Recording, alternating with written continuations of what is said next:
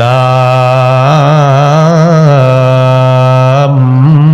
মিম। এটার উদ্দেশ্য আল্লাহ ভালো জানেন। এগুলাকে বলা হয় হুরুফুল মুকাত্তাআত। এগুলার আসল অর্থ, সঠিক অর্থ সবচেয়ে ভালো জানেন আল্লাহ। যালিকাল কিতাবু লা রাইবা ফীহ। এটা এমন কিতাব যে কিতাবে কোনো সন্দেহ নাই। এটা যে আল্লাহর কিতাব এই কথায় কোনো সন্দেহ নাই। হুদাল্লিল মুত্তাকিন। এটা মুত্তাকিদের জন্য হেদায়েত। তো এখানে আল্লাহ বললেন এই কিতাব যে আল্লাহর, এতে কোনো সন্দেহ নাই। সূরা বাকারার 23 নম্বর আয়াত, 1 নম্বর পারা 3 নম্বর পৃষ্ঠা 23 নম্বর আয়াতে আল্লাহ বলেন, ওয়া ইন কুনতুম ফি রাইবিম মিম্মা নাযালনা আলা আবদিনা ফাতু বিসূরাতিম মিন মিসলি। আমার বান্দা মুহাম্মদ সাল্লাল্লাহু আলাইহি সাল্লামের উপর যে কোরআন আমি নাজিল করেছি, এতে যদি তোমাদের কোনো সন্দেহ থাকে তাহলে কোরআনের একটা সূরার মতো সূরা বানায়া তোমরা দেখায়া দাও। এই হলো 23 নম্বর আয়াত, চ্যালেঞ্জ। 24 নম্বর আয়াতে আল্লাহ তাআলাই জবাব দিয়ে দিচ্ছেন, ফাইল্লাম তাফআলু। যদি তোমরা কোরআনের একটা সূরার মতো সূরা বানিয়ে দেখাতে না পারো, ওয়ালান তাফআলু, আর কিছুতে পারবাও না। যদি না পারো, সাথে সাথে আল্লাহ বলে দিলেন কিছুতেই পারবাও না। ফাত্তাকুন নারাল্লাতী ওয়াকুদুহান নাসু ওয়াল হিজারা। তোমরা ওই আগুনকে ভয় করো যে আগুনের জ্বালানি মানুষ এবং পাথর।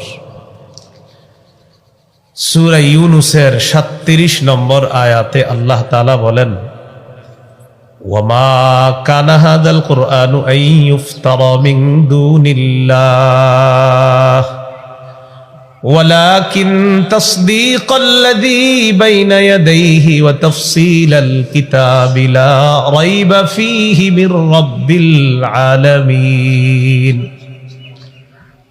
আল্লাহ তাআলা বলেন, এই কোরআন কারো বানানো না। এটা আল্লাহ ছাড়া কারো পক্ষ থেকে তৈরি করা হয় নাই, রচনা করা হয় নাই। এটা আল্লাহরই কিতাব। ওয়ালাকিন তাসদীকাল্লাযী বাইনা ইয়াদাইহি, কোরআন তার পূর্বের যত আসমানি কিতাব, সমস্ত কিতাবকে সত্যায়নকারী হলো আল কোরআন। ওয়া তাফসীলাল কিতাব, আগের সমস্ত কিতাবের ব্যাখ্যা হলো এ আল কোরআন। সুবহানাল্লাহ। তাফসীল, ব্যাখ্যা করে আগের কিতাবের। লা রাইবা ফীহি মির রাব্বিল আলামিন। আল্লাহ বলেন এটা বিশ্বজগতের রবের পক্ষ থেকে যে অবতীর্ণ কিতাব, এতে কোনো সন্দেহ নেই। সূরা আলিফ লাম মিম আস-সাজদাহ 2 নম্বর আয়াত, 21 নম্বর পারা 14 নম্বর পৃষ্ঠা আল্লাহ তাআলা বলেন, তানজিলুল কিতাবি লা রাইবা ফীহি মির রাব্বিল আলামিন। এই কিতাব আল্লাহর পক্ষ থেকে নাজিলকৃত, লা রাইবা ফীহি, কোনো সন্দেহ নাই। মির রাব্বিল আলামিন, বিশ্বজগতের রবের পক্ষ থেকে এটা আসছে, এতে কোনো সন্দেহ নেই। এই হলো যালিকাল কিতাব লা রাইবা ফীহি হুদাল লিল মুত্তাকিন। এই কোরআন মুত্তাকিদের জন্য হেদায়েত। কোরআন মুত্তাকিদের জন্য হেদায়েত। সূরা আলী ইমরান 138 নম্বর আয়াতে আল্লাহ বলেন, হাদা বায়ানুল লিন-নাসি ওয়া হুদা ওয়া মাউইযাতুল লিল মুত্তাকিন। আল্লাহ তাআলা বলেন এই কোরআন বায়ানুল লিন-নাস, মানুষের জন্য স্পষ্ট পথ নির্দেশক, স্পষ্ট বর্ণনা করে এই কোরআন। ওয়া হুদা ওয়া মাউইযাতুল লিল মুত্তাকিন, যারা আল্লাহকে ভয় করে তাদের জন্য এই কোরআন হেদায়েত, তাদের জন্য পুরা কোরআন হলো ওয়াজ, নসিহত। পুরা কোরআন মুত্তাকিদের জন্য ওয়াজ, নসিহত। এখন এই কোরআনের মাধ্যমে কারা হেদায়েত পাবে? এই কোরআনকে যারা গ্রহণ করবে, ধারণ করবে, আল্লাহ তাআলা তাদেরকে হেদায়েত দান করবেন। সূরা শুরা 52 নম্বর আয়াতে আল্লাহ বলেন, ওয়ালাকিন জাআলনাহু নূরান নাহদি বিহি মান নাশাউ মিন ইবাদিনা। আমি এই কোরআনকে করেছি নূর, আলো। এই আলোর মাধ্যমে আমার বান্দার মধ্য থেকে যাকে চাই আমি আল্লাহ তাকে হেদায়েত দিয়ে দেই এই আলো তথা কোরআনের মাধ্যমে। এই জন্য কোরআন পড়তে হবে, কোরআন শুনতে হবে, কোরআন ধারণ করতে হবে, কোরআনের পাঠক হতে হবে। আল্লাহ তৌফিক দান করেন। সহিহ বুখারীর বর্ণনা 511 নম্বর হাদিস, কানা রাজুলুন ইয়াকরাউল কুরআন। সহিহ বুখারীর 5011 নম্বর হাদিস, এক ব্যক্তি রাতের বেলা সূরা কাহফ তেলাওয়াত করতেছে। কানা রাজুলুন ইয়াকরাউ সূরাতাল কাহফি ফাতাগাশশাতহু সাহাবা। এক সাহাবী রাতের বেলা সূরা কাহফ তেলাওয়াত করতেছিল, আকাশের মেঘ এসে তার বাড়ির উপর চলে আসছে। আকাশের মেঘ, তবে এই মেঘ ওই যে বৃষ্টি হয় যেই মেঘ থেকে, এই মেঘ না, একটা মেঘের মতো আসছে। তো তিনি তাকায় দেখে তার পাশে একটা ঘোড়া বাঁধা আছে। ফাজআলা ফারাসুহু ইয়ানফিরু, তার ঘোড়াটা লাফায়। তিনি যত তেলাওয়াত করে তার ঘোড়া তত লাফায়। তিনি তেলাওয়াত বন্ধ করে দিলেন। পরের দিন আল্লাহ নবীর কাছে গেলেন, যাওয়ার পর বললেন, ইয়া রাসূলুল্লাহ, রাতের বেলায় কোরআন তেলাওয়াত করতেছিলাম, হঠাৎ দেখি আকাশের এক খণ্ড মেঘ আমার বাসার উপরে আসছে। মেঘ আসার পর তাকায় দেখি আমার ঘোড়াটা লাফালাফি করে। হুজুর, বুঝতে পারলাম না ব্যাপারটা। নবীজি বললেন, তিলকাস সাকিনাতু তানাজ্জালাত বিল কুরআন। তুমি রাতের বেলা কোরআন তেলাওয়াত যখন করতেছিলা, এই কোরআন তেলাওয়াতের কারণে আল্লাহ তাআলার পক্ষ থেকে সাকিনা তোমার বাসার উপর অবতীর্ণ হয়েছে। সরাসরি সাকিনা আল্লাহ তোমাকে দেখিয়ে দিয়েছেন গত রাতে। এটা তুমি কোরআন তেলাওয়াত করার সময় দেখেছো। এই জন্য কোরআন পড়তে হবে। সহিহ মুসলিমের বর্ণনা, উসাইদ ইবনে হুজাইর রাদিয়াল্লাহু তাআলা আনহু রাতের বেলা কোরআন তেলাওয়াত করতেছে। তার পাশে তার সন্তান ইয়াহইয়া ঘুমায়। তো তিনি তেলাওয়াত করে, তার ঘোড়াটা লাফায়। আকাশের একখণ্ড মেঘ তার বাসার উপরে চলে আসছে, ঘোড়ার আস্তাবলের উপরে চলে আসছে। ওই মেঘখণ্ডের ভিতরে আবার ফিহা আমসালুস সুরুজ, ছোট্ট ছোট্ট বাতির মতো দেখা যায়, ছোট ছোট বাতির মতো দেখা যায়। তো তিনি দেখেন যত তেলাওয়াত করে এটা তত নিচের দিকে আসে আর তার ঘোড়া তত লাফায়। তিনি টেনশনে পড়ে গেলেন, আমি যদি আরো তেলাওয়াত করি, আমার ঘোড়া যেই পরিমাণ লাফাইতেছে, হতে পারে এই ঘোড়ার লাফানি আমার সন্তান ইয়াহিয়ার উপরে পড়বে আর আমার সন্তান মারা যাবে। তিনি তেলাওয়াত বন্ধ করে দিলেন। পরের দিন রাসূলুল্লাহ সাল্লাল্লাহু আলাইহি সাল্লামের কাছে গেলেন। যাওয়ার পর বললেন, ইয়া রাসূলুল্লাহ, রাতের বেলা ঘোড়ার আস্তাবলে কোরআন তেলাওয়াত করতেছিলাম, হঠাৎ আমি তাকায় দেখি আমার ঘোড়াটা লাফালাফি করে। ইয়া রাসূলুল্লাহ, ব্যাপারটা আমি বুঝতে পারলাম না। আমি তেলাওয়াত বন্ধ করে দিলাম। তেলাওয়াত বন্ধ করে আমি তাকায় দেখলাম কি হয়। দেখি এক খণ্ড মেঘ, মেঘের ভিতর ফিহা আমসালুস সুরুজ, ছোট্ট ছোট্ট বাতির মতো দেখা যায়। নবীজি বললেন, ইকরা ইবনে হুজাইর, ও উসাইদ ইবনে হুজাইর, তুমি যদি আরো কোরআন তেলাওয়াত করতা, তুমি যদি আরো পড়তা। সাহাবী বলেন, হুজুর, আমি আরো তেলাওয়াত করতে লাগলাম। যত তেলাওয়াত করি মেঘখণ্ড নিচের দিকে আসে আর ঘোড়া তত লাফায়। নবীজি বললেন, ও উসাইদ ইবনে হুজাইর, তুমি যদি আরো কোরআন তেলাওয়াত করতা। সাহাবী বলেন, হুজুর, আরো তেলাওয়াত করি, ঘোড়া আরো লাফায়। নবীজি বললেন, তুমি যদি আরো তেলাওয়াত করতা। সাহাবী বললেন, খাশিতু আন তাতা ইয়াহইয়া, হুজুর, তেলাওয়াত বন্ধ করে দিলাম, টেনশনে পড়ে গেলাম, আমার সন্তান ইয়াহইয়া ঘোড়া লাফাইতে লাফাইতে না জানি তার উপরে আইসা পড়ে, আর এতে আমার সন্তান মারা যায় কিনা, এই টেনশনে আমি আমার তেলাওয়াত বন্ধ করে দিলাম। রাসূলুল্লাহ সাল্লাল্লাহু আলাইহি সাল্লাম বলেন, তুমি যদি আরো তেলাওয়াত করতা। এবার আল্লাহ নবী বললেন, তিলকাল মালাইকাতু তাসতামিউ লাক। রাতের বেলা মেঘখণ্ডের মধ্যে যেই ছোট্ট ছোট্ট বাতির মতো দেখেছো, এগুলা বাতি না, আল্লাহর অগণিত ফেরেশতা তোমার কোরআন তেলাওয়াত শোনার জন্য চলে আসছে। কোরআনের হেদায়েত পাইতে হলে কোরআন পড়তে হবে, কোরআন গ্রহণ করতে হবে। সূরা ইউনূসের 57 নম্বর আয়াতে আল্লাহ বলেন, ইয়া আইয়ুহান الناس قد جاءتكم موعظة من ربكم وشفاء لما في الصدور وهدى ورحمة للمؤمنين। হে লোক সকল, তোমাদের কাছে তোমাদের রবের পক্ষ থেকে ওয়াজ এসেছে। ওয়াজ, পুরা কোরআনটা ওয়াজ, পুরা কোরআন ওয়াজ, নসিহত। ওয়াশিফাউল লিমা ফিস সুদূর, কোরআন অন্তরের রোগের জন্য আরোগ্য, কোরআন অন্তরের রোগের জন্য আরোগ্য। ওয়াহুদা ওয়া রাহমাতুল লিল মুমিনিন। এই মাইকম্যান ভাই, আওয়াজ কিন্তু বাড়ায়েন না। আমি যত ওইদিকে নেই, আপনি কিন্তু বাড়ায়েন না। আমি ওইদিকে নিতেছি কেন বুঝেন? আপনি বাড়ান দেখা বারবার ওইদিকে নিতেছি, আপনি বাড়ায়েন না, আওয়াজ বাড়ায়েন না। আওয়াজ পারলে কমান, বাড়ায়েন না। আমি হইলাম ছাত্র মানুষ, আমি কিন্তু বক্তা না। বক্তা মানে হইলো ফাটাইবেন, আমি ফাটানো লোক না। আস্তে আস্তে কথা বলবো, এই জন্য কমাইবেন। সকালে যাতে মানুষ বলে কিছু শিখছি, এটা যাতে না বলে হুজুর ফাটাইছে। ফাটাইছে কি জানে না। তো আল্লাহ তাআলা বলেন, তোমাদের রবের পক্ষ থেকে তোমাদের কাছে এসেছে ওয়াজ। ওয়াশিফাউল লিমা ফিস সুদূর, অন্তরের রোগের আরোগ্য। কোরআন আপনি পড়বেন, মন খারাপ 10 মিনিট পড়েন, আমি সত্যি বলছি, আজকে মন খারাপ, কিছুক্ষণ কোরআন পড়েন, আপনার মন ভালো হয়ে যাবে।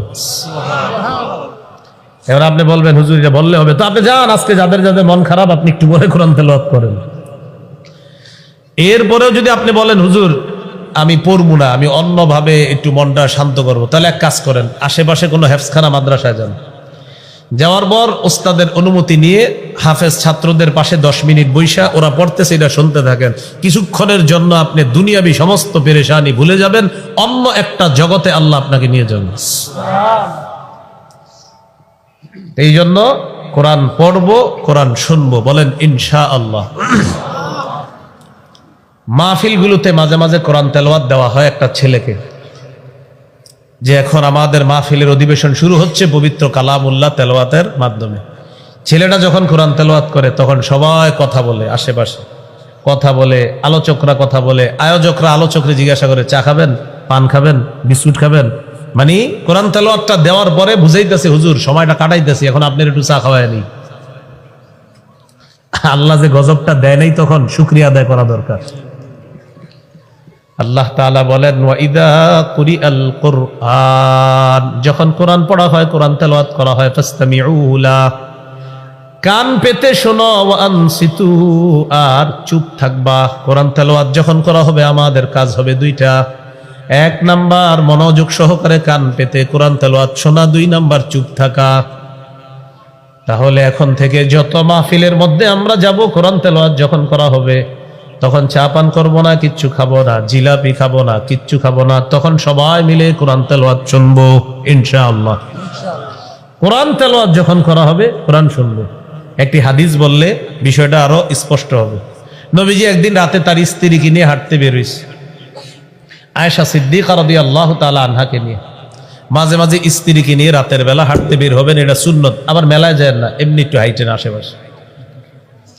তো রাতের বেলা হাঁটতে হাঁটতে এক জায়গায় দেখে তার সাহাবী আবু মুসা রাদিয়াল্লাহু তাআলা দাঁড়িয়ে দাঁড়িয়ে কোরআন তেলাওয়াত করতেছে। সুবহানাল্লাহ।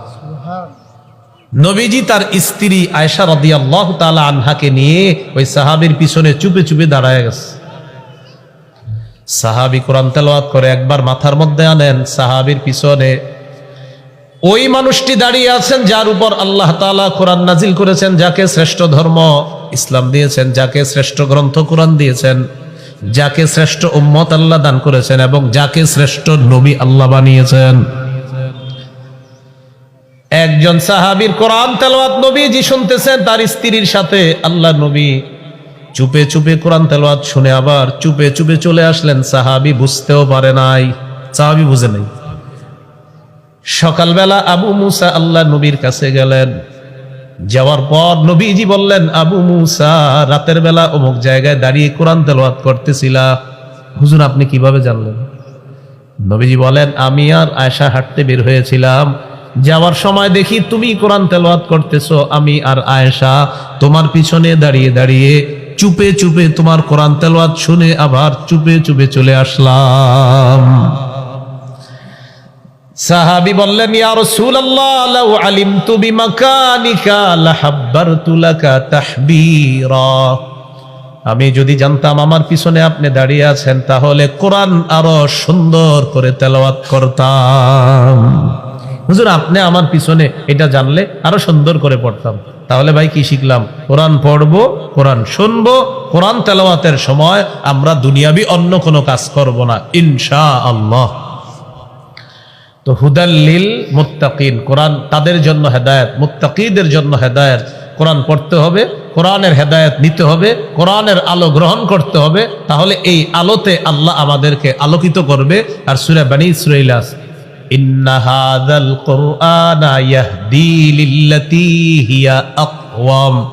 এই কোরআন সবচেয়ে সহজ সঠিক রাস্তাটা দেখায়। এই কোরআন সবচেয়ে সোজা রাস্তা, সঠিক রাস্তা, সিরাতে মুস্তাকিম দেখায় এই কোরআন। আল্লাহ আমাদের সকলকে কোরআন থেকে হেদায়েত গ্রহণ করার তৌফিক দান করেন। এই হলো হুদাল্লিল মুত্তাকিন। সূরা বাকারা 185 নম্বর আয়াতে আছে, 2 পারা 7 নম্বর পৃষ্ঠার একদম শুরুর যে আয়াতটা, শাহরু রমাদানাল্লাযী উনজিলা ফীহিল কুরআন হুদাল লিন্নাস। রমজান মাস, যেই মাসে কোরআন নাজিল করা হয়েছে, কোরআন মানুষের জন্য হেদায়েত। সুবহানাল্লাহ। এই হলো হুদাল্লিল মুত্তাকিন। এখন মুত্তাকি কারা? আল্লাহ তাআলা বলেন, আল্লাযীনা ইউমিনুনা বিল গায়ব। যারা গায়েবে বিশ্বাস করে, গায়েবের প্রতি ঈমান রাখে। গায়েব কাকে বলে? লুকায়িত বস্তু, অদৃশ্য বস্তু, যা দেখা যায় না, ছোঁয়া যায় না, ধরা যায় না, স্পর্শ করা যায় না, এটাকে বলা হয় গায়েব। গায়বুন শব্দটা কোরআনে মোটামুটি প্রায় 49 বারের মতো আছে। কতবার কোরআনে গায়েব শব্দটা আছে? 49 বার। গায়েবের বহুবচন গুয়ুব, গুয়ুব শব্দটা আছে 4 বার।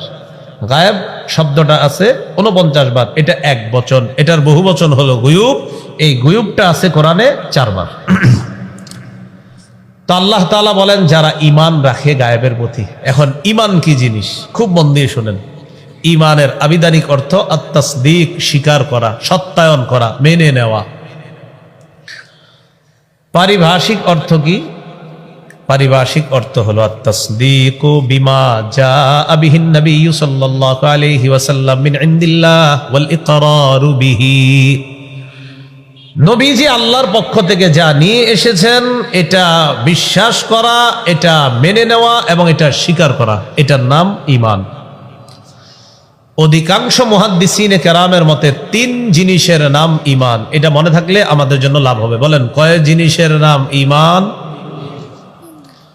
3টা আরবি আগে বলি, মাঝে মাঝে একটু আরবিও বললেন, সমস্যা কি? মনে থাক আর না থাক। বলেন, আত-তাসদীক বিল জিনান ওয়াল ইকরারু বিল লিসান ওয়াল আমালু বিল আরকান। বলেন, অন্তরে বিশ্বাস করা, মুখে স্বীকার করা, আমলে বাস্তবায়ন করা, এই 3 জিনিসের নাম ঈমান। হ্যাঁ, এই 3 জিনিসের নাম কি? এটাই হলো আত-তাসদীক বিল জিনান ওয়াল ইকরার বিল লিসান ওয়াল আমালু বিল আরকান। অন্তরে মেনে নেওয়া, মুখে স্বীকার করা, আমলে বাস্তবায়ন করা, এই 3 জিনিসের নাম ঈমান। হাদিসে ঈমানের পরিচয় নবীজি কি দিয়েছেন? বলেন, মৌলিক 6টি বিশ্বাসের নাম ঈমান। বলেন তো, মৌলিক কয়টি বিশ্বাসের নাম ঈমান? 6টি জিনিসের প্রতি মৌলিকভাবে বিশ্বাস রাখার নাম ঈমান। সহিহ বুখারীর বর্ণনা 4777 নম্বর হাদিস, 4777, 4777। জিবরিল আমিন রাসূল সাল্লাল্লাহু আলাইহি সাল্লামের কাছে এসে প্রশ্ন করলেন, মাল ঈমানু ইয়া রাসূলুল্লাহ। ইয়া রাসূলুল্লাহ, ঈমান কি জিনিস আপনার কাছে জানতে চাই। আল্লাহ নবী জবাব দিলেন, ঈমান হলো মৌলিকভাবে 6টি জিনিসের নাম। 1 নাম্বার, আনতুমিনা বিল্লাহ, আল্লাহকে বিশ্বাস করা। 2 নাম্বার, ওয়া মালাইকাতিহি, আল্লাহর ফেরেশতাদেরকে বিশ্বাস করা। 3 নাম্বার, ওয়া কুতুবিহি, আল্লাহর সমস্ত আসমানি কিতাবগুলা বিশ্বাস করা। 4 নাম্বার, ওয়া রুসুলিহি, আল্লাহর সমস্ত রসুলদেরকে বিশ্বাস করা। 5 নাম্বার, ওয়া বিলিকাইহি, মরণের পর আল্লাহর সাথে সাক্ষাৎ করবেন, এটা বিশ্বাস করা। 6 নাম্বার ওয়া তুমিনা বিল বাসিল আখির, আমার আপনার মৃত্যুর পর আরেকটা জগৎ হবে, টোটাল জগৎটাকে বিশ্বাস করা। এই 6টা জিনিসের নাম হলো ঈমান। আবার বলি সুন্দর করে, আল্লাহকে বিশ্বাস করা, ফেরেশতাদেরকে বিশ্বাস করা, আল্লাহর কিতাবগুলা বিশ্বাস করা, আল্লাহ রাসূলদেরকে বিশ্বাস করা, আল্লাহর সাথে সাক্ষাৎ বিশ্বাস করা, মৃত্যুর পর আরেকটা জগৎ আছে, এই জগৎটাকে বিশ্বাস করা। এই 6 জিনিসের নাম হলো ঈমান। তো এর মধ্যে দেখেন, আল্লাহ আমরা দেখি না, ফেরেশতাদেরকে আমরা দেখি না, জান্নাত দেখি না, জাহান্নাম দেখি না, পরকালের অনেক বিষয়ে আমরা দেখি না, বিশ্বাস করি। এটাই হলো ইউমিনুনা বিল গায়ব। যারা না দেখে বিশ্বাস করে, অদৃশ্যে বিশ্বাস করে, তারা হলো মুত্তাকি। এখন একটু আমার সাথে বলেন, যারা না দেখে আল্লাহকে ভয় করে তাদের জন্য ক্ষমা এবং বিরাট পুরস্কার রয়েছে। যারা না দেখে আল্লাহকে ভয় করবে তাদের জন্য ক্ষমা এবং বিরাট পুরস্কার। সূরা মুলকের 12 নম্বর আয়াতে আল্লাহ বলেন, ইন্নাল্লাযীনা ইয়াখশাউনা রাব্বাহুম বিল গায়বি লাহুম মাগফিরাতু ওয়া আজরুন কাবীর। আল্লাহ তাআলা বলেন, যারা না দেখে আল্লাহকে ভয় করবে তাদের জন্য লাহুম মাগফিরা, ক্ষমা, ওয়া আজরুন কাবীর, এবং বিরাট প্রতিদান। বিরাট প্রতিদান কেমন বিরাট? আল্লাহ যত মহান, আল্লাহর পুরস্কার হবে তত বিরাট। সুবহানাল্লাহ। তাহলে আমরা না দেখে আল্লাহকে বিশ্বাস করি, না দেখে আল্লাহকে ভয় করি। না দেখে যারা আল্লাহকে ভয় করবে তাদের জন্য ক্ষমা, তাদের জন্য বিরাট প্রতিদান। এটাই হলো আল্লাযীনা ইউমিনুনা বিল গায়ব। এই হলো মুত্তাকিদের 1 নাম্বার বৈশিষ্ট্য। 2 নাম্বার, ওয়া ইউকিমুনাস সালাহ, যারা নামাজ কায়েম করে। এটা হলো আপনাদের কর্তৃপক্ষের দেওয়া আলোচ্য বিষয়। যারা কি করে? নামাজ কায়েম করে। বলেন, কি কায়েম করে? নামাজ কায়েম করে। এটা মুত্তাকিদের 2 নাম্বার বৈশিষ্ট্য। নামাজ কি জিনিস আগে এটা একটু জেনে নিই আমরা। ক্বালা রাসূলুল্লাহ সাল্লাল্লাহু আলাইহি ওয়াসাল্লাম, লা ঈমানা লিমান লা আমানাতা লাহ। নবীজি বলেন, যার আমানতদারিতা নাই তার ঈমান নাই। যার মধ্যে আমানতদারিতা নাই তার ঈমান নাই। ওয়ালা সালাতা লিমান লা তুহুরা লাহ, যার পবিত্রতা নাই তার নামাজ নাই।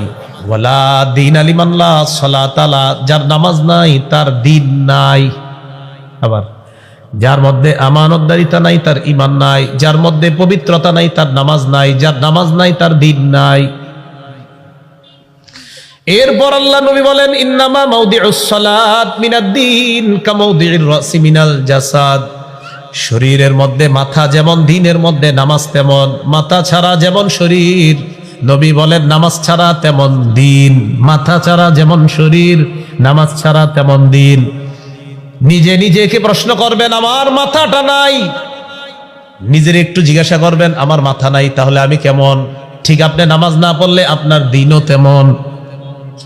নবীজি বললেন, ইন্নামা মাউদিউস সালাত মিনাদ-দ্বীন কামাউদিউর রাসি মিনাল জাসাদ।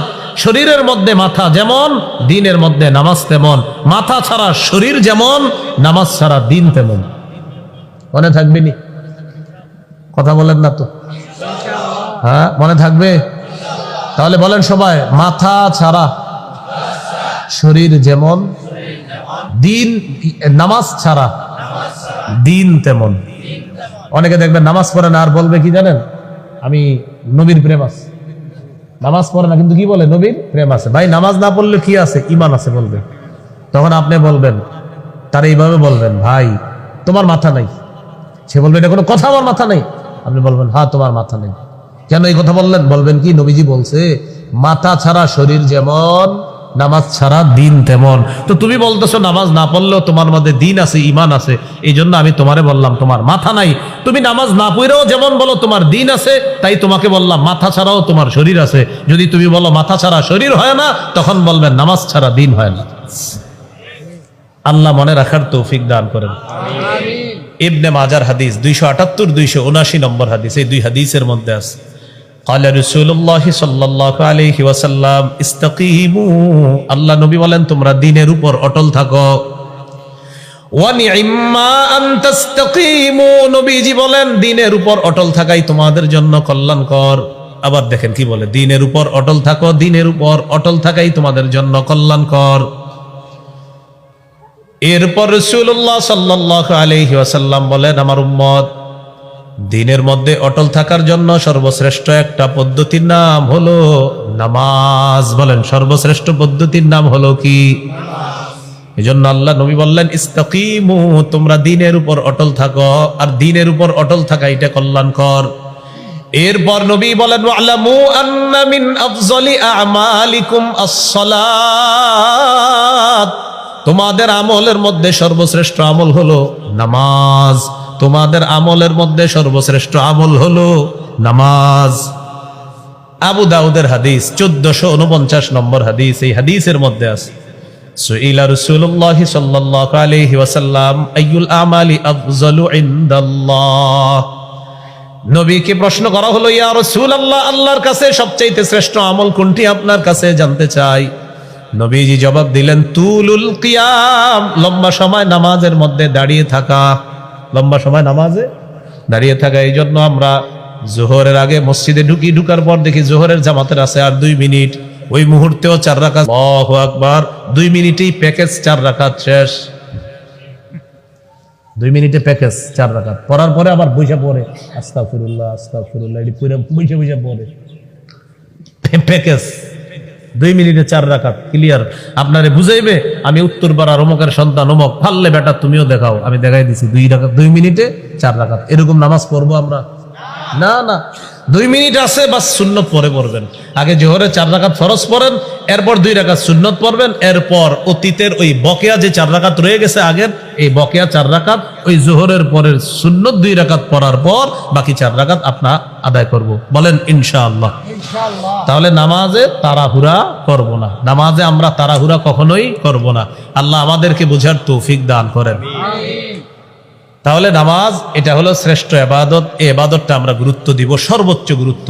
সূরা বাকারার 43 নম্বর আয়াতে আল্লাহ বলেন, ওয়া আকিমুস সালাহ, তোমরা নামাজ কায়েম করো। বলেন তো কি বলছে তোমরা?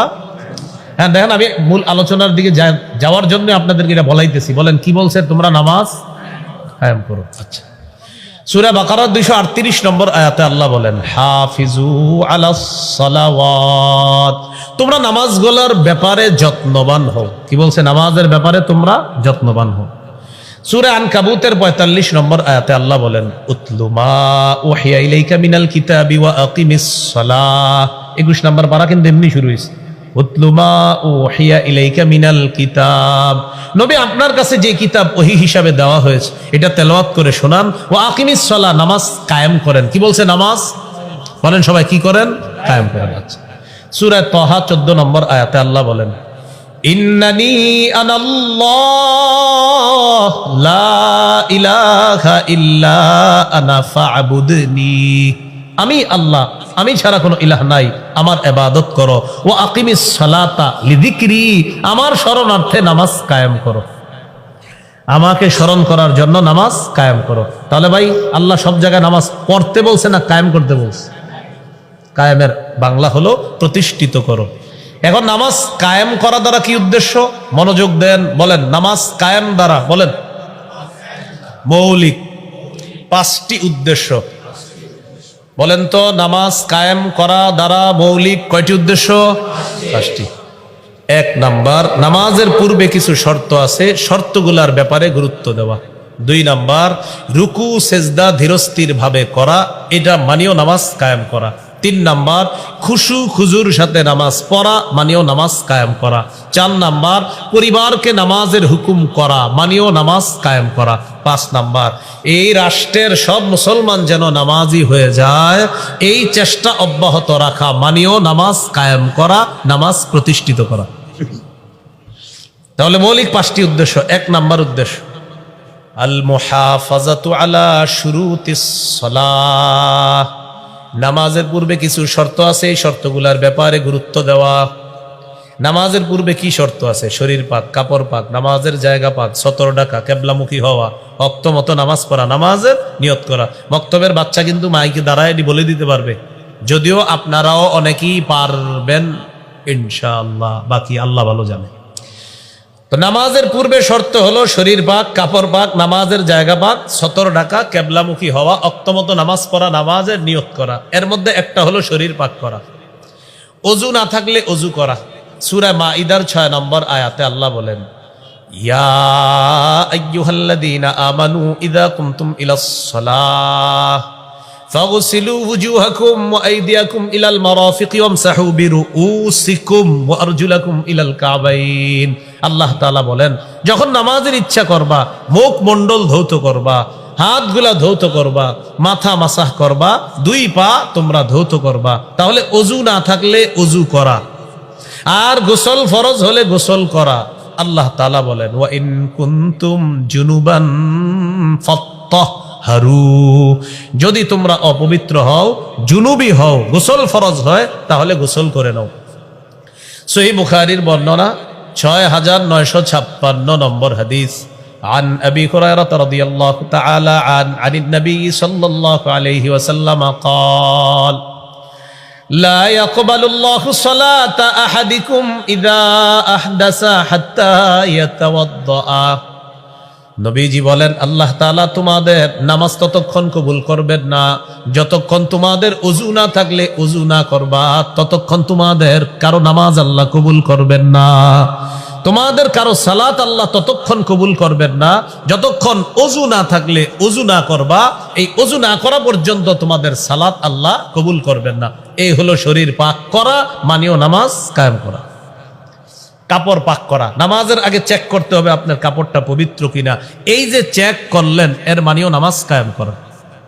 সূরা মুদ্দাসসিরের 4 নম্বর আয়াতে আল্লাহ বলেন, ওয়া থিয়াবাকা ফাতাহহির, নবী আপনার কাপড়গুলা পবিত্র করেন।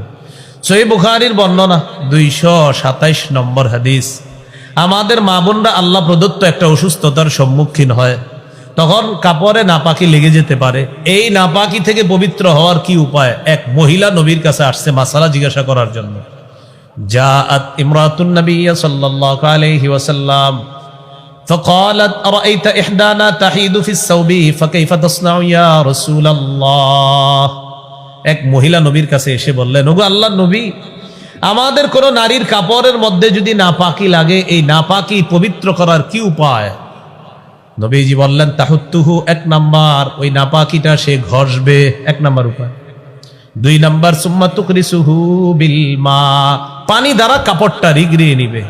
3 নাম্বার, তানদাহুহু, পানি দ্বারা রিগড়ানোর পর এটাকে চিপবে, চিপানোর পর এরপর শুকাবে, এরপর পবিত্র হবে।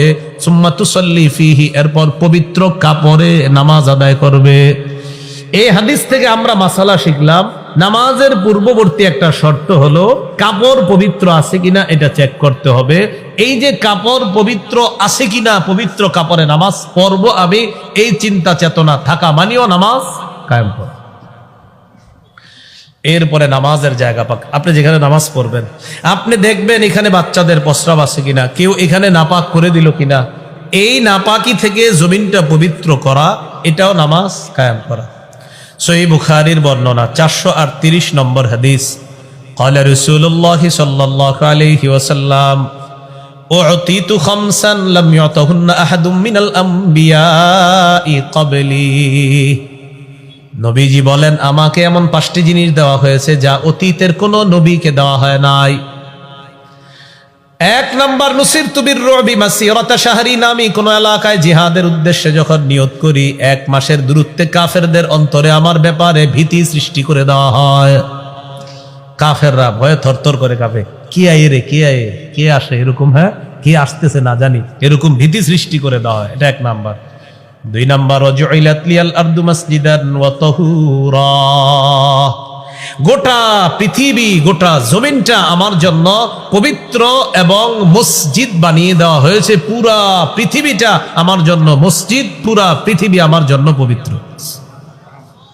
অতীতের কোন নবী, কোন উম্মত ইবাদত করার জন্য নির্দিষ্ট ইবাদতখানায় যাওয়া লাগতো, কিন্তু নবীজি সাল্লাল্লাহু আলাইহি সাল্লাম বলেন, এই উম্মত ইবাদত করবে, যেখানে নামাজের সময় হবে সেখানেই তারা নামাজ আদায় করে নিবে, আল্লাহ তাদের নামাজ কবুল করবেন। এগুলো 2 নাম্বার। পুরো হাদিসটা বলে ফেলি, কি বলেন? আমাদের জায়গাটা কিন্তু হয়ে গেছে, এই যে জমিন পবিত্র, এরপরে হাদিসটা শেষ করে ফেলি। 3 নাম্বার, ওয়া উহিল্লাত লিয়াল গনাইম, নবী বলেন আমার জন্য গনিমতের সম্পদ বৈধ করে দেওয়া হয়েছে। গনিমতের মাল আমার জন্য বৈধ, যুদ্ধলব্ধ সম্পদ বৈধ, আমার উম্মতের জন্য বৈধ। 4 নাম্বার, وكان النبي يبعث إلى قومه خاصة وبعثت إلى الناس كافة। নবীজি বলেন অতীতের যত নবী দুনিয়াতে পাঠানো হয়েছে সবাইকে বিশেষ জাতির কাছে পাঠানো হয়েছে। وبعثت إلى الناس كافة, আল্লাহ নবী বলেন আমাকে গোটা জগতের মানুষের জন্য নবী হিসাবে পাঠানো হয়েছে। আমার পূর্বে যত নবী আসছে সবাইকে বিশেষ জাতির কাছে পাঠানো হয়েছে, আমাকে সারা দুনিয়ার সবার জন্য নবী হিসাবে পাঠানো হয়েছে। 5 নাম্বার, ওয়া উতিতুশ শাফাআ, অনুবাদটা সবাই করি, বলেন আমাকে সার্বজনীন সুপারিশ করার অনুমতি প্রদান করা হয়েছে। সার্বজনীন সুপারিশ করার অনুমতি কি করা হয়েছে? প্রদান করা। হ্যাঁ, আত্মীয়তার হক সম্পর্কে কিছু বলবেন অনুগ্রহ করে। তো বিষয়বস্তু কয়টা? আত্মীয়তার হক দিয়ে আমার নাম লিখবেন, সেখানে শুধু আত্মীয়তার হকের ওয়াজ আছে, বুঝেন নাই? লজ্জা নিয়ে আমার নাম লিখবেন, সেখানে শুধু লজ্জার ওয়াজ আছে। নামাজ নিয়ে নাম লিখবেন, শুধু নামাজের ওয়াজ আছে। তো বাস খালাস। এখানে আবার আরেকটা দিয়েছেন, এটা বলতে গেলে আরেক ওয়াজ লাগবে, রাখেন। হ্যাঁ, আপনাদের এলাকায় আমি আত্মীয়তার সম্পর্কে ওয়াজ করছি, কোথায় জানি, ভালুকা, 3 বছর আগে সম্ভবত, সূরা বাকারার 100 কত নম্বর আয়াতের তাফসির দিছিল আমাকে, সেখানে আত্মীয়তার হক সম্পর্কে আলোচনা হয়েছে। 100 না, শুধু 83 বা 82 নম্বর আয়াতের তাফসির। বালুকার থেকে ঢুকে আপনার বাম দিকে একটা কি এলাকায় জানি দিছিল, না ওইটা হলো অনেক বড় একটা তাফসির মাহফিল হয় বালুকা থেকে ঢুকে পাশেই, ওখানে একটা ওয়াজ আছে, দেখবেন ওই ওয়াজে আপনার আত্মীয়তার হক সম্পর্কে ওয়াজ ছিল ওইটা। আচ্ছা, যাই হোক, আল্লাহ আমাদের সকলকে কথাগুলা বুঝার তৌফিক দান করেন। কি লেগে দোয়া করছি এটাই বুঝতেছি না, মানে কোন জায়গায় ছিলাম ওয়াজ? হ্যাঁ, জায়গা পাক, মাশাআল্লাহ, শরীর পাক, কাপড় পাক, নামাজের জায়গা পাক। এই নামাজের জায়গা পবিত্র আছে কিনা এটা চেক করা, এটাও নামাজ কায়েম করা। সতর ঢাকা, নামাজের পূর্বে সতর ঢাকা মসজিদে যাব। সূরা আরাফের 31 নম্বর আয়াতে আল্লাহ বলেন, ইয়া বানি আদামা খুযু জিনাতাকুম ইনদা কুল্লি মসজিদ, হে আদম সন্তান, তোমরা প্রত্যেক নামাজের সময় তোমাদের বেশভূষা ধারণ করো। প্রত্যেক সালাতের সময় তোমাদের বেশভূষা তোমরা ধারণ করো, এই বেশভূষা নিয়ে তোমরা নামাজে যাইবে। আমরা দেশ গ্রামে অনেক মানুষ কি করি, মসজিদের সামনে একটা পুকুর আছে, ওইটাতে গোসল করে উইঠা গরমকালে গামছাটা গায়ে দিয়া মসজিদে গিয়া নামাজে দাঁড়ায়, আর আশেপাশে সবকিছু দেখা যাইতেছে না। আপনি নিজে একটা আয়না নিয়ে দাঁড়ায়েন তো নামাজটাই, যে আপনি পড়লেন নামাজটা, একটা আয়না রাখবেন পাশে রাখার পর, অথবা একটা ভিডিও করেন আপনার নামাজটা, আপনি নিজেই পড়ে দেখবেন যে সম্মানিত আপনি এই নামাজটা পড়তেছেন। এটা এই জন্য সুন্দর পোশাকে আল্লাহর সামনে যাব আমরা সবাই। এই হলো সতর ঢাকা, কেবলামুখী হয়ে নামাজ পড়া। নবীজি 17-18 মাস বাইতুল মুকাদ্দাসের দিকে ফিরে নামাজ পড়ে, কিন্তু নবীজির মন চায় কাবার দিকে ফিরে নামাজ পড়তে, কিন্তু মুখ দিয়ে বলে না, বারবার আকাশের দিকে এইভাবে তাকায়। আল্লাহ তাআলা বলেন, কদ নারা তাকাল্লুবা ওয়াজহিকা ফিস সামা ফালানুওয়াল্লিয়ান্নাকা কিবলাতান তারদাহা। আল্লাহ তাআলা বলেন, কদ নারা তাকাল্লুবা ওয়াজহিকা ফিস সামা, নবী আমি জানি আপনি কেন বারবার মাথাটা উপরের দিকে উঠান, এটা আমি আল্লাহ জানি। এই যে আপনি বারবার আকাশের দিকে মাথা কেন উঠান আমি জানি।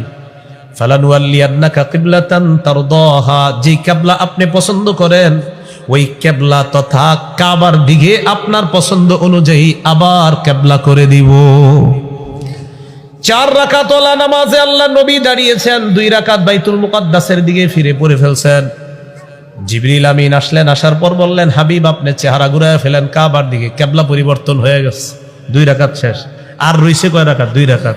ওই মুহূর্তে নবীজিরে বললেন, আপনি কাবার দিকে ফিরেন, কিবলা পরিবর্তন হয়ে গিয়েছে। এই জন্য এই মসজিদকে বলা হয় মসজিদু জিল কিবলাতাইন, 2 কিবলার মসজিদ। অর্থাৎ একই নামাজ নবী 2 কিবলার দিকে ফিরে পড়েছেন, 2 রাকাত বাইতুল মুকাদ্দাসের দিকে ফিরে আর 2 রাকাত কাবার দিকে ফিরে পড়ে। তো নবীজি সাল্লাল্লাহু আলাইহি সাল্লামকে আল্লাহ তাআলা কিবলা পরিবর্তন করে আবার কাবার দিকে করে দিলেন। কিয়ামত পর্যন্ত সবার এখন কিবলা হলো কাবা। সব মুসলমানের আপনার কেবলা হলো কাবা। এ হলো কোথাও আপনি মুসাফির মানুষ গেছেন, যাওয়ার পর আপনার মনে হলো এটাই পশ্চিম, বাস আল্লাহ আকবার বলে দাঁড়ায় গেলেন। এটা না করে পাশে কোনো মানুষকে জিজ্ঞাসা করবেন। যদি মসজিদ না থাকে, কোনো ঘরে গেছেন আপনি, ওই ঘরের কাউকে জিজ্ঞাসা করবেন, ভাই আমি নামাজ পড়বো, পশ্চিম কোনটা? এই যে পশ্চিম তালাশ করা বা কাবা তালাশ করা মানেও নামাজ কায়েম করা। এরপরে সময় মতো নামাজ পড়া। সূরা নিসার 103 নম্বর আয়াতে আল্লাহ বলেন, ইন্নাস সালাতা কানাত আলাল মুমিনিনা কিতাবাম মাওকুতা। আল্লাহ তাআলা বলেন, নিশ্চয়ই মুমিনদের উপর সময় মতো নামাজ পড়া ফরজ। মুমিনদের উপর সময় মতো নামাজ পড়া ফরজ। বুখারীর বর্ণনা 527 নম্বর হাদিসে আল্লাহ নবীকে প্রশ্ন করা হয়, সাআলতুন নবিয়্য সাল্লাল্লাহু আলাইহি ওয়াসাল্লাম আইয়ুল আমালি আহাব্বু ইলাল্লাহ। নবীকে আমি প্রশ্ন করলাম, ইয়া রাসূলুল্লাহ, আল্লাহর কাছে সবচেয়ে পছন্দের আমল কোনটি? নবীজি জবাব দিলেন, আসসালাতু আলা ওয়াক্তিহা, সময় মতো নামাজ পড়া। সময় মতো নামাজ পড়া আল্লাহর কাছে সবচেয়ে পছন্দের আমল। তাহলে সময় মতো নামাজ পড়বো তো ইনশাআল্লাহ। আল্লাহ তৌফিক দান করেন। মাগরিবের নামাজের সময় কিন্তু বেশিক্ষণ থাকে না। অনেক সময় মাহফিল কর্তৃপক্ষের অনেক ভাইয়েরা 30-40টা মোটরসাইকেল নিয়ে মাগরিবের সময় আলোচক রিসিভ করতে যায়। এখন তারা কি করে টেনশনে থাকে, হুজুরে যদি চইলা যায়, নামাজ যাইলে যাক, হুজুর না যাক। এই জন্য মাগরিবের নামাজে তারা মসজিদে, আমি আপনাদেরকে বলছি না, আপনারা মাশাআল্লাহ ভালো, পৃথিবীতে এরকম ঘটনা ঘটে আর কি। এখন মাগরিবের সময় যে আলোচককে রিসিভ করতে যায়, তাদের কয়েকটা এখানে ধারণা থাকে, এক হুজুর চইলা গেলে এর মধ্যে কয়েকটা ক্ষতি আছে। হুজুর যদি চইলা যায়, এখানে আমাদের মোটরসাইকেল শোডাউনটাও হলো না, ভিডিও করা হলো না, আর ফেসবুকে এটা দেওয়া হলো না, তাহলে কয়েকটা বিষয় আমাদের ক্ষতি হয়ে যাচ্ছে বিষয়টা। তো এই জন্য হুজুর যাইলে যাক, নামাজ যাইলে যাক, হুজুর না যাক, নাউজুবিল্লাহ পড়েন সবাই। মাগরিবের সময় যারা আলোচক রিসিভ করতে যাবেন, নামাজের সময় হয়েছে, নামাজ পড়বেন। আলোচককে ফোন দিয়ে বলবেন, হুজুর আমরা মসজিদে ঢুকলাম, আপনি অমুক জায়গায় আইসা আপনি নামাজ না পড়লে আপনিও পড়েন, আমরা আপনার জন্য অপেক্ষা করব। পারবনি সাহস করে এই কাজ করতে? এর সাহসের কি আছে? আল্লাহর কাজ করবেন, আল্লাহর চেয়ে বড় কেউ না। আল্লাহ আমাদেরকে বুঝার তৌফিক দান করেন। আমিন। বাংলাদেশ এয়ারপোর্টে আপনি মাগরিবের নামাজ পড়ছেন, পড়ার পর এখন প্লেনে উঠছেন, সৌদি আরব যাবেন, হজ উমরা করবেন। আল্লাহ সকলকে তৌফিক দান করেন। কিছুক্ষণ প্লেন পশ্চিম দিকে চলার পর গিয়ে দেখেন কি সূর্য এখনো ডুবে নাই। মাগরিব পড়ছেন বাংলাদেশ এয়ারপোর্টে, সময় মতো মাগরিব পড়ে নিছেন। এয়ারপোর্টে মাগরিব পড়ার পর প্লেনে উঠা, প্লেন পশ্চিম দিকে যাওয়ার পর সূর্য ডুবে নাই। একটু পরে সূর্য ডুবছে, মাগরিবের সময় আবার প্লেনে হয়েছে। একবার কিন্তু বাংলাদেশে মাগরিব পড়ে ফেলছেন। এখন প্লেন কিছুক্ষণ পশ্চিম দিকে যাওয়ার পর আবার মাগরিবের সময় হয়ে গেছে। তখন কি করবেন? দেখছেন, এই তখন যে কি করবেন এটার জন্য মাযহাব দরকার। এই যে তখন কি করবেন, এটা সরাসরি কোরআন হাদিস থেকে একটা দলিল দেন। এখন কোরআন হাদিসের উপর গবেষণা চালাইতে হয়, এটা তখন কি করবেন। গবেষণা বাস কি? সময় মতো নামাজ পড়া। ওই ব্যক্তি যেহেতু বাংলাদেশ এয়ারপোর্টে একবার সময় মতো নামাজ পড়েই ফেলছে, বাস এখন আবার যদিও মাগরিবের সময় হয়েছে, কোরআনের আয়াত অনুযায়ী কি, যে সময় হলে নামাজ পড়া, কিন্তু একবার পড়ে ফেলা মানে হলো তার উপর ফরজ যে ছিল মাগরিব, এই ফরজ বিধান পালন হয়ে গেছে। এই ফরজ আর দ্বিতীয়বার পালন করতে হবে না। তাই প্লেন পশ্চিম দিকে কিছুক্ষণ যাওয়ার পরেও যদি আবার মাগরিবের সময় আপনার হয়, তখন আর মাগরিব পড়া লাগবে না, কারণ একবার আপনি মাগরিব পড়ে ফেলছেন। এগুলা দেখেন কত সুন্দর করে ইমামগণ আমাদেরকে সমাধান দিয়ে দিয়েছেন। তাদের এই সমাধানগুলা আজকে আমরা নকল করে আপনাদের সামনে বলতে পারতেছি। আলহামদুলিল্লাহ, আল্লাহ আমাদেরকে কথাগুলা বুঝার তৌফিক দান করেন। তো বলতেছিলাম সময় মতো নামাজ পড়া, এরপরে নামাজের নিয়ত করা। সহিহ বুখারীর 1 নম্বর হাদিস, ইন্নামাল আমালু বিন্নিয়াত, আমলের প্রতিদান বিশুদ্ধ নিয়তের সাথে। মনে আসেনি নামাজ কায়েম করা দ্বারা কয় উদ্দেশ্য? 5 উদ্দেশ্য। 1 নাম্বার নামাজের শর্তগুলা যত্নবান হওয়া, এইগুলো একটা। 2 নাম্বার রুকু সেজদা ধীরস্থির ভাবে করা। সহিহ বুখারীর 757 নম্বর হাদিস, এক ব্যক্তি মসজিদে এসে নামাজ পড়ছে। নামাজ পড়ার পর নবীজিকে সালাম দিয়েছে। নবীজি বললেন, ইরজি ফাসাল্লি ফাইন্নাকা লাম তুসাল্লি, যাও আবার নামাজ পড়ো, তুমি নামাজ পড়ো নাই। তিনি আবার গেলেন, আবার নামাজ পড়লেন, আবার নবীজিকে সালাম দিলেন, নবী সালামের জবাব নিলেন। নবীজি বললেন, ইরজি ফাসাল্লি ফাইন্নাকা লাম তুসাল্লি, যাও আবার নামাজ পড়ো, তুমি নামাজ পড়ো নাই। তিনি আবার গেলেন, আবার নামাজ পড়লেন, আবার নবীজিকে সালাম দিলেন, নবী সালামের জবাব নিলেন, আবার বললেন, যাও নামাজ পড়ো, তুমি নামাজ পড়ো নাই। তিনি বললেন, হুজুর আল্লাহর কসম, মা উহসিনু গায়রা, এর চেয়ে বেশি ভালো করে আমি নামাজ পড়তে জানি না। আল্লিমনি, হুজুর আপনি আমাকে শিখিয়ে দেন। নবী তাকে 1 রাকাত নামাজ শিখিয়ে দিয়েছেন, ধীরস্থির ভাবে নামাজ শিখিয়ে দিয়েছেন। শিখিয়ে দিয়ে বললেন, এইভাবে তুমি নামাজ পড়বা, যত রাকাত নামাজ পৃথিবীতে পড়বা, এই যে 1 রাকাত তোমাকে শিখিয়ে দিলাম, ধীরস্থির ভাবে তাকবীর বলা, রুকু করা, সেজদা করা, এইভাবে শিখিয়ে দেওয়ার পর বললেন, জীবনের সব নামাজগুলা এইভাবে পড়বা, তাহলে এটা হবে নামাজ, আর এই নামাজ আল্লাহ কবুল করবেন।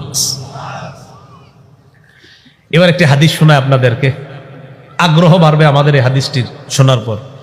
সহিহুল জামে 1671 নম্বর হাদিস, রাসূলুল্লাহ সাল্লাল্লাহু আলাইহি সাল্লাম বলেন, ইন্নাল আবদা ইযা কামা ইলাস সালাহ, কোন বান্দা যখন নামাজের মধ্যে দাঁড়ায়, উতিয়া বিজুনুবিহি কুল্লিহা ফাউদিআত আলা আতিকাই, তার সব গুনাহগুলা স্তূপ করে তার 2 কাঁধের উপর রেখে দেওয়া হয়। কুল্লামা রাকা আও সাজাদা, যখনই সে রুকু করে সেজদা করে, তাসাকাতাত আনহু, তার গুনাহগুলা স্তূপ থেকে ঝরে পড়া শুরু হয়ে যায়। তাহলে রুকু সেজদা ধীরস্থির ভাবে করব। এবার আমার সাথে একটু বলেন, বলেন রুকু যতক্ষণ করব, বলেন গুনাহ ততক্ষণ ঝরবে। সেজদা যতক্ষণ করব, গুনাহ ততক্ষণ ঝরবে। এবার মিলায় বলি, বলেন রুকু হবে যতক্ষণ, সেজদা হবে যতক্ষণ, গুনাহ ঝরবে ততক্ষণ। সেই জন্য এখন থেকে বুলেটের গতি রাখবেন না সুন্দর মতো রুকু সেজদা করবেন, সিদ্ধান্ত নিতে হবে। আল্লাহ আমাদেরকে বোঝার তৌফিক দান করেন। এইগুলো নামাজ কায়েম করা দ্বারা দ্বিতীয় উদ্দেশ্য, রুকু সেজদা গুলা ধীরস্থির ভাবে করা। 3 নাম্বার, বলেন খুশু খুজুর সাথে নামাজ পড়া শিখি। বলেন খুশুর সম্পর্ক কলবের সাথে, খুজুর সম্পর্ক অঙ্গ প্রত্যঙ্গের সাথে। অঙ্গ প্রত্যঙ্গ এবং কলব আল্লাহমুখী করে ইবাদত করলে সেই ইবাদতকে খুশু খুজুর ইবাদত বলে। দেখেন, আল্লাহু আকবার, আমার হাত সেজদা করে, আমার পা সেজদা করে, আমার হাঁটু সেজদা করে, আমার কপাল সেজদা করে, আমার নাক সেজদা করে, আমি সুন্দরভাবে নামাজের মধ্যে দাঁড়াইলাম, এই সুন্দরভাবে আল্লাহর সামনে দাঁড়িয়ে আছি, এটা খুজু হলো। খুজু, খুজুর সম্পর্ক হাতের সাথে, খুজুর সম্পর্ক পায়ের সাথে, অঙ্গ প্রত্যঙ্গের সাথে হলো খুজু। তাহলে সুন্দরভাবে নামাজ পড়তেছি। অন্তরের মধ্যে আছে, আমার জমিনটা যদি আমি বিক্রি করতে পারতাম, মোমকে 5 লাখ কয় 6 লাখ হইলে ভালো হইতো, এটা কলবে আছে, খুশু হলো না। তাহলে সুন্দরভাবে নামাজে আছি, খুজু হলো, কলবে আছে অন্য কিছু, খুশু হলো না। নামাজে আছি সুন্দরভাবে, কলবেও আছে আমি আল্লাহর জন্য নামাজ পড়তেছি, এখানে খুজুও হলো, খুশুও হলো। এই নামাজ হলো খুশু খুজুর নামাজ। তাহলে কলব আল্লাহমুখী করে নামাজ পড়বো, অঙ্গ প্রত্যঙ্গ আল্লাহমুখী করে নামাজ পড়বো। মনে রাখবেন, যারা খুশুর সাথে নামাজ পড়ে তাদের জন্য নামাজ আল্লাহ সহজ করে দেয়। সূরা বাকারা 45 নম্বর আয়াতে আল্লাহ বলেন, ইস্তাঈনু বিস-সাবরি ওয়াস-সালাহ, ধৈর্য এবং নামাজের মাধ্যমে সাহায্য প্রার্থনা করো। ওয়া ইন্নাহা লাকাবীরাতুন ইল্লা আলাল খাশিঈন, নামাজ কঠিন, তবে যারা খুশুওয়ালা ঈমানদার তাদের জন্য নামাজ সহজ। 4 নাম্বার, পরিবারকে নামাজের হুকুম করা মানে নামাজ কায়েম করা। সূরা তাহা 132 নম্বর আয়াতে আল্লাহ বলেন, ওয়া'মুর আহলাকা বিস-সালাত ওয়াসতাবির আলাইহা লা নাসআলুকা রিজকা নাহনু নারযুকুকা ওয়াল আকিবাতু লিত্তাকওয়া। আল্লাহ তাআলা বলেন, নবী আপনি আপনার পরিবারকে নামাজের হুকুম করেন, নিজেও ধৈর্যের সাথে নামাজ পড়তে থাকেন, নামাজের হুকুম করবেন পরিবারকে। আপনার বিবি, আপনার সন্তান, আপনার ছেলে মেয়ে, তাদেরকে নামাজের হুকুম প্রতিনিয়ত করা, এটা আপনার দায়িত্ব, কর্তব্য, এটা আল্লাহর হুকুম। এই পরিবারকে নামাজের কথা নিয়মিত বলা মানেও নামাজ কায়েম করা। এই গেল 4 নাম্বার। 5 নাম্বার, রাষ্ট্রীয়ভাবে সব মুসলমান যেন নামাজি হয়, এই চেষ্টা অব্যাহত রাখা। এবার একটু আমার সাথে বলেন, বলেন রাষ্ট্রীয়ভাবে নামাজ কায়েম করার প্রধান দায়িত্ব রাষ্ট্রপ্রধানের। এমন একজন রাষ্ট্রপ্রধান চাই, যেই রাষ্ট্রপ্রধান শরিয়া আইন চালু করবে। শরিয়া আইন চায় না তারা, বলেন কোনো না কোনো অপরাধে অপরাধী যারা, শরিয়া আইন চায় না তারা, কোনো না কোনো অপরাধে অপরাধী যারা। এবার কেমন রাষ্ট্রনায়ক চাইতে হবে? সূরা হজের 41 নম্বর আয়াতে আল্লাহ বলেন, আল্লাযীনা ইম্মাক্কান্নাহুম ফিল আরদি আকামুস সালাহ ওয়া আতাউয যাকাতা ওয়া আমারু বিল মারুফি ওয়া নাহাউ আনিল মুনকার। আল্লাহ তাআলা বলেন, যাদেরকে আমি দুনিয়ার শাসন ক্ষমতায় বসাই তাদের মৌলিক কাজ হবে 4টা। 1 নাম্বার আকামুস সালাহ, নামাজ কায়েম করবে। 1 নাম্বার তারা নামাজ কায়েম করবে। আমরা ঘুরিয়ে ফিরিয়ে বারবার এমন শাসক বসাই যারা নিজেদের নামাজের খোঁজ খবর নাই।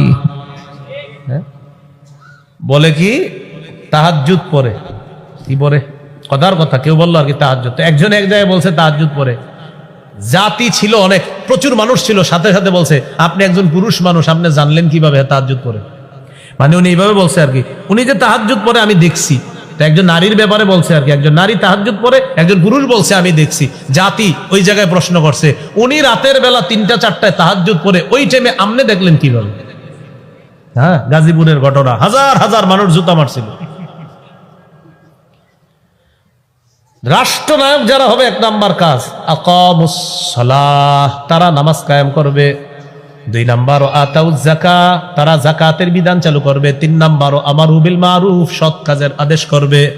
4 নাম্বার নাহাউ আনিল মুনকার, অসৎ কাজ থেকে নিষেধ করবে। আল্লাহ তাআলার কাছে দোয়া করব, আল্লাহ এমন একজন শাসক আমাদের দেশে আপনি দিয়ে দেন। এমন একজন শাসকের জন্য আল্লাহর কাছে দোয়া করতে হবে। এবং পুরুষ শাসকের জন্য চিন্তা ভাবনা করতে হবে। কি শাসক বলেন তো?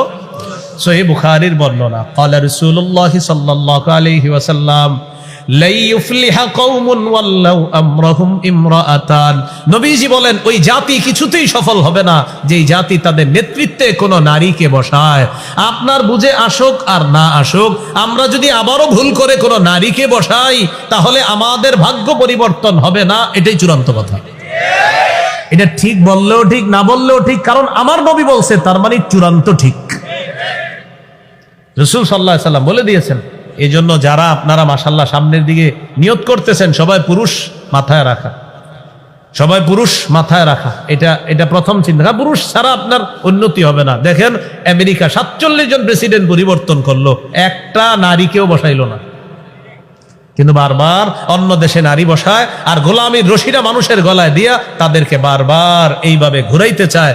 আমরা বারবার ভুল করে তাদেরকে অভিভাবক বানাই, অথচ সূরা বাকারার 257 নম্বর আয়াতে বলেন, আরে ইমানদার তোমাদের অভিভাবক আমি আল্লাহ। ইমানদারদের অভিভাবক কে? আল্লাহ। 3 নম্বর পারা 2 নম্বর পৃষ্ঠা সূরা বাকারা 257 আল্লাহ বলেন, আল্লাহু ওয়ালিয়ুল্লাযীনা আমানু, ইমানদারদের অভিভাবক আল্লাহ। সূরা মাইদা 51 নম্বর আয়াত 6 পারা 16 নম্বর পৃষ্ঠা, ইয়া আইয়ুহাল্লাযীনা আমানু লা তাত্তাখিজুল ইয়াহুদা ওয়ান নাসারা আউলিয়া, হে ইমানদারগণ ইহুদি খ্রিস্টানদেরকে অভিভাবক রূপে গ্রহণ করো না। তাহলে তাদেরকে অভিভাবক বানাতে আল্লাহ নিষেধ করেছেন। ইমানদারদের অভিভাবক আল্লাহ। আল্লাহকে অভিভাবক মানার কারণে আল্লাহ আফগানিস্তানকে সফলতা দান করছে। আল্লাহ আমাদেরকে কথাগুলা বোঝার তৌফিক দান করেন। মনে আছে 5 নম্বর নামাজ কায়েম করা মানে রাষ্ট্রীয়ভাবে নামাজের বিধান চালু করার চেষ্টা চালাইতে হবে, সবাই আমরা কাজ করতে হবে। এর মধ্যে রাষ্ট্র নায়ক যিনি হবে তার দায়িত্ব হবে রাষ্ট্রীয়ভাবে নামাজ কায়েম করা, রাষ্ট্রীয়ভাবে যাকাতের বিধান চালু করা, রাষ্ট্রীয়ভাবে সৎ কাজের আদেশ করা, রাষ্ট্রীয়ভাবে অসৎ কাজের নিষেধ করা। আল্লাহ তৌফিক দান করেন। সর্বশেষ একটু শুনেন, আমরা আত্মীয়তার হক কতটা আদায় করব, খালি এতটুকু শুনেন, বাস শেষ করে দিচ্ছি। আপনার পাশে আপনার প্রতিবেশী, শুধু প্রতিবেশী আছে, এই প্রতিবেশী আর আপনি পাশাপাশি, আপনি 5 তলা একটা বিল্ডিং বানাবেন, নবীজি বলেন এই বিল্ডিংটা বানাইতে প্রতিবেশীর কাছে একটু বইলে নিবা। কেন? তোমার বিল্ডিং এর কারণে তার বাতাস বন্ধ হবে এক পাশের, আমার কোন উম্মতের বাতাস তুমি বন্ধ করতে পারো না, নবী বলতেছে। তো কি করতে হবে? তার কাছে একটু বইলে নিবা, ভাই আমার তো 3টা ছেলে 3 তলা বিল্ডিং করতে হবে, আমার জায়গা নাই, আপনি অনুমতি দিলে করবো। বলবে হ্যাঁ আপনার জায়গা আপনি করবেন, সমস্যা কি? ভাই নবীজি বলছে আপনার বাতাস বন্ধ যেন আমি না করি। তখন উনি খুশি হবে, দোয়া করবে। তাহলে আল্লাহ নবী বলতেছেন প্রতিবেশীর বাতাসও বন্ধ করা যেখানে নিষেধ, সেখানে রক্তের সম্পর্ক কতটা রক্ষা করতে হবে আপনার। নবীজি বলেন, মান আহাব্বা আইয়ুবসাতালাহু ফি রিজকি ওয়া ইউনসালাহু ফি আসরি, কেউ যদি চায় তার হায়াতে আর রিজিকে বরকত হোক, বলেন সবাই কিসে কিসে? আমার হায়াতে আর রিজিকে। ফাল্যাসিল রহিমা, সে যেন আত্মীয়তার সম্পর্ক রক্ষা করে, রক্তের সম্পর্ক রক্ষা করে। বুখারীর বর্ণনা, আল্লাহ যখন রক্তের সম্পর্কটা বানাইছে, কারে বানাইছে? তো এটা তো দেখা যায় না, সম্পর্কটা তো দেখা যায় না।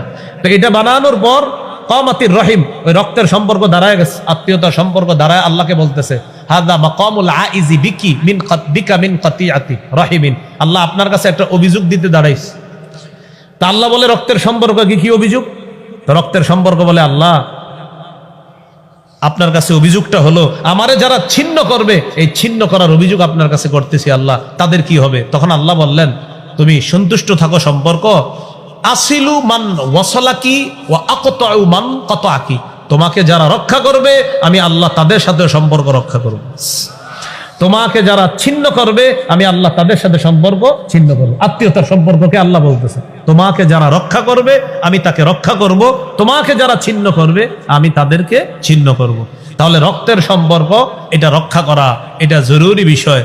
আবু বকর সিদ্দিক রাদিয়াল্লাহু তাআলা আনহুকে যখন নাকি কাফের মুশরিকরা নির্যাতন চালাইলো, মক্কা থেকে বের করে দিবে, জানেন তো ইতিহাস, ওনারা হিজরত করে চলে যাবে। বুখারীর 97 নম্বর হাদিস, 2297 লম্বা হাদিসের শুধু একটু অংশ শুনেন।